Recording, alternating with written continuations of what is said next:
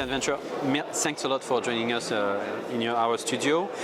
You just talked here. Can you introduce yourself a little? You've been in Tokyo for a few years already. Can you tell us what you're doing at the moment and what made you first come to Japan? Okay, well first, thank you very much for having me today. So I've been in Japan actually for more than 20 years already, and the reason why I came to Japan is because in the very early 2000s, Japan was really leading the world in robotics, and in particular they were leading the world in robotics in ways that were very different than what we had back then in Europe and even in the United States. They were really working on humanoid robots, robots that have completely different embodiment and completely different usages of the robots that we could see in Europe that were basically just like, industrial robots. And yeah, so what I'm doing right now, I'm still working in robotics. I've kind of like worked a little bit in humanoid robots, and I still do sometimes, but I also have some doubts about the usage of humanoid robots in general for many reasons. One is the hardware developments that I found quite lacking. I think that we haven't made a lot of progresses in 25 years. The other thing is that I'm not sure that we need humanoid robots everywhere to replace humans, but I think we could have like a variety of robots that could be useful and not just having one almighty system. Most of the market still now is in industrial robots with some type of arms that do simple tasks. Do you see a lot of progress or potential progress in this industry where Japanese are still some of the leaders? I mean, we have great companies developing, we see them everywhere. Yep. Do you see, are you in a way disappointed by what progress we have done to these machines in the past and where they're going, or is there room to progress in industrial robots? So in terms of industrial robotics, we can think that basically the robots that we have right now really serve their purpose. They're cost efficient, they're very good at doing what they have to do, and I think they're very successful. The problem is that industry has slightly changed. There are factory chains where you need to reconfigure very quickly. You may have to build different products on the same chain. So the robot then has to be reconfigured, or the whole thing has to be reconfigured. And the conventional industrial robots are not really good at that. Reprogramming a robot for doing a new task might take a couple of hours for somebody that is really very highly skilled to a couple of days or weeks, depending on the complexity of the task that you may want the robot to do. So I think that the industrial robots that we have now are not making any progresses because they serve what they're meant to do. And so everybody's probably satisfied with them. But if we think about the factory of the future, then the current industrial robots are not enough, and we'll have to move forward to something either more easily reprogrammable and reconfigurable, or also where factories where robots are more in close contact with humans, which at the moment is not the case. As I was mentioning earlier in my presentation, in my talk, robots in factories right now are in some kind of cages, or at least they're put together away from the humans as very dangerous beasts. What we call cobalt, collaborative robot. It's been a trend in robotics for the past 15 years that we should have in factories what we call collaborative robots. So robots that can work in human environments close to them and no longer in cages. The problem with that, as I was also mentioning earlier, is that to do this, we need to downscale our robots. In industrial settings, when you have a robot that can manipulate a car, that can lift a one-ton object and flip it into the air, it's a very powerful robot, and you don't want to get any nearer to that robot, because if the robot slightly touches you, it breaks you. So those kind of robots can absolutely not be collaborative robots, right? We need to have tamed robots that we can be nearby, that are not going to kick you or smash you very easily. Not that they want to do it, of course, but accident happens. And so to do this, downscaling the robots, it's basically losing some of the potential that they can provide, which is lifting very heavy objects, manipulating very quickly because velocity is dangerous, weight is dangerous. So those collaborative robots then, are less efficient. But we could see in some of the developments and the work that I've been doing as well is that using very sophisticated new controllers, we can actually level this problem of like, downscaling the robot versus like, making them more collaborative.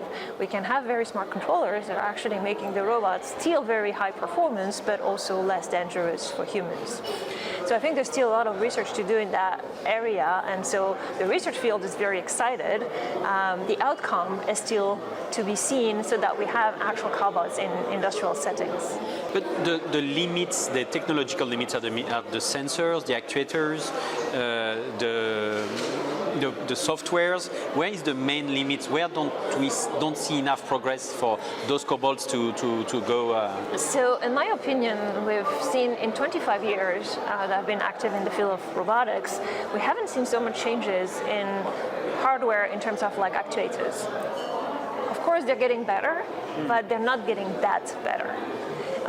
So that is a huge issue because we're relying on technology that was active 25 years ago, but actually dates back to probably the 80s or the 90s. And I think there's a lot of efforts and money to put in there. However, developing new actuators is very costly and very time-consuming. It's very hard. Developing software is easy. And we've seen that. The progresses in software developments have been tremendous. Object recognitions, these like, manipulations, what we call visual servoing, it's very, very good. But the hardware is still like, not that good. So I think that's one thing. The other thing for collaborative robots, it's about sensing. And in terms of sensing, one thing that we found in robotics research quite important for collaborative robots is to be able to sense touch when the robot is going to be in contact with an object and how much force it's putting on that object, and also to detect touch or contact before it even happens. And that also is very active in terms of research, but we don't have at the moment sensors that are they're good for research, but they're not good for industrial grades so that you can roll them out in a factory, and they're not reliable enough at the moment. So yeah, so I think there's still a little bit like of years to wait to get these robots around. So if you don't see those cobots spreading at the moment, it means you have the same doubts on humanoid robots, because why would I not work with a simple cobot in a protecting environment? Why would I get a humanoid robot at home? So we are still in sci-fi, looking at humanoid robots, or you see some progress or a need for society? Do we need them? Like, in Japan, we're talking a lot about that. All our problem will be solved by humanoid robots. So we are. It's a very difficult question, I found, because how can I say it? I found that humanoid robots are like very interesting research platforms.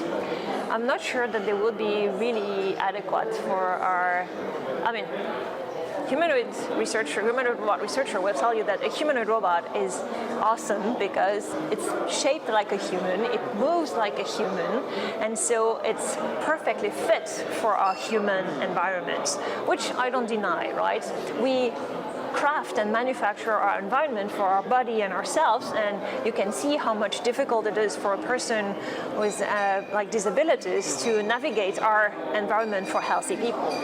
So of course the humanoid embodiment seems to be a very good choice and kind of like the obvious choice.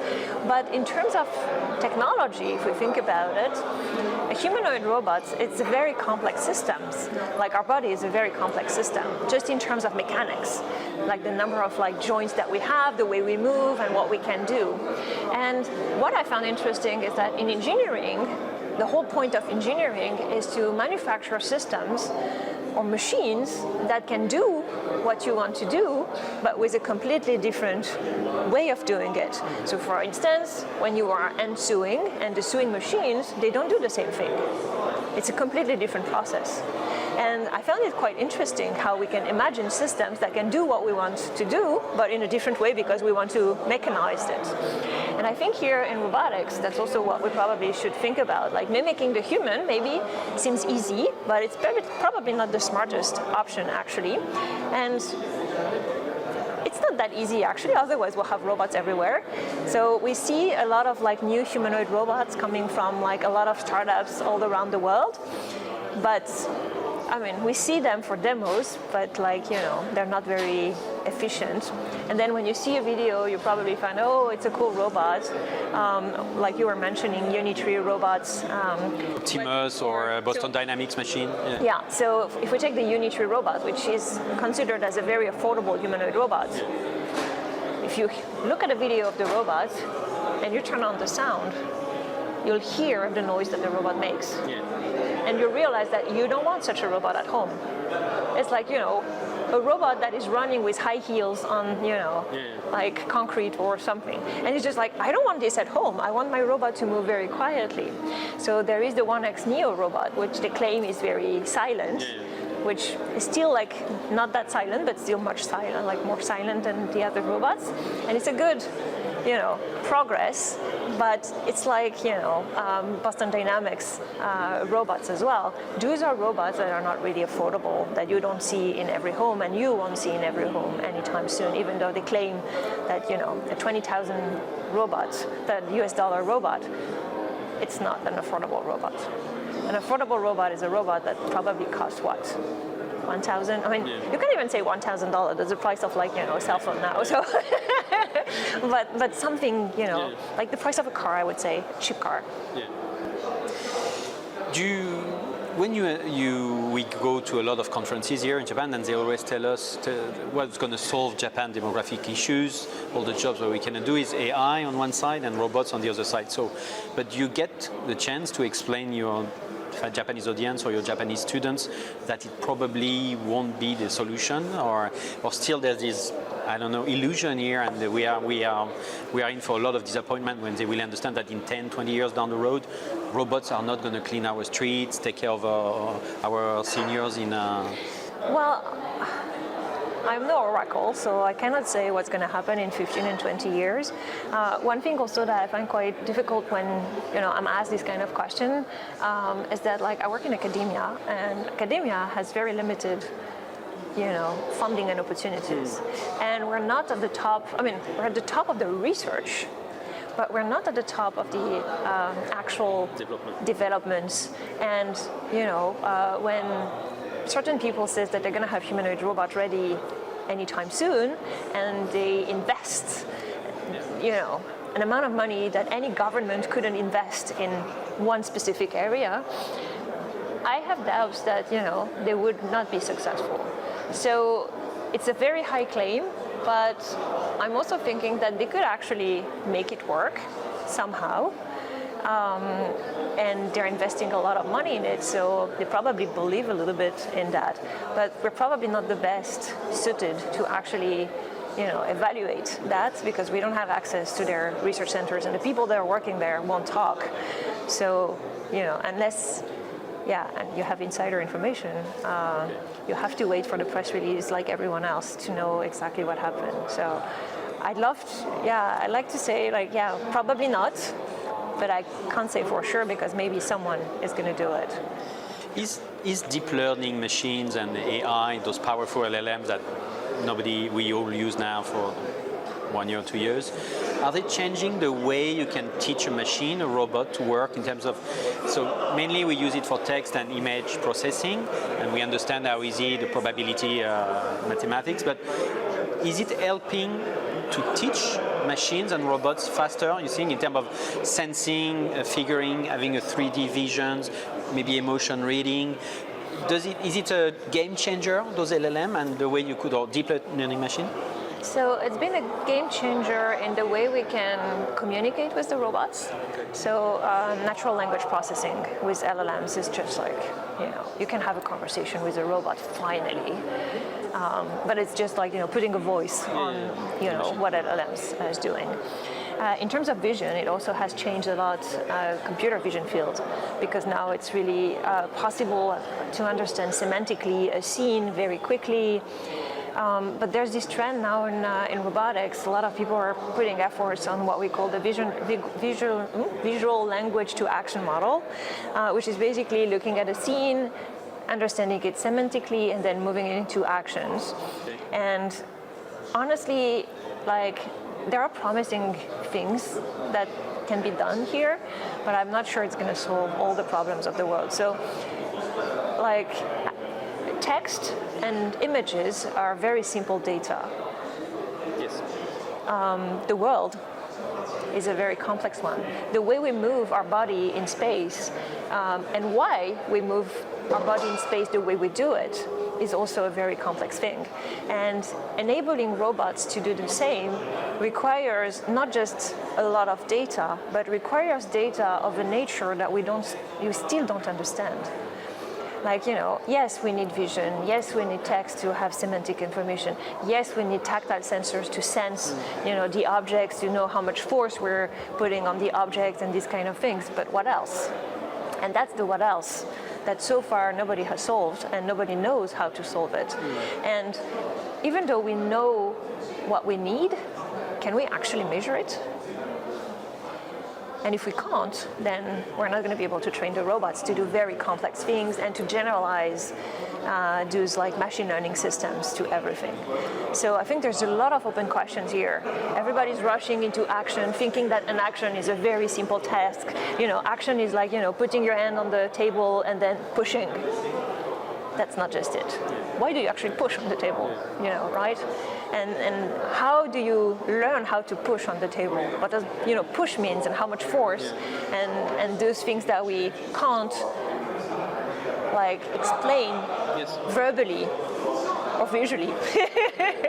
So I think there's a lot of research to be done there and open questions. And I don't think that AI is going to solve all the problems of robotics there. I think we still also need to continue doing research in more classical, what we call classical, but it doesn't have to be that classical actually, in terms of like control and understanding of the world and what it means to be a robot and to move in a 3D space bound with gravity and the world that we're living in. Maybe one last question.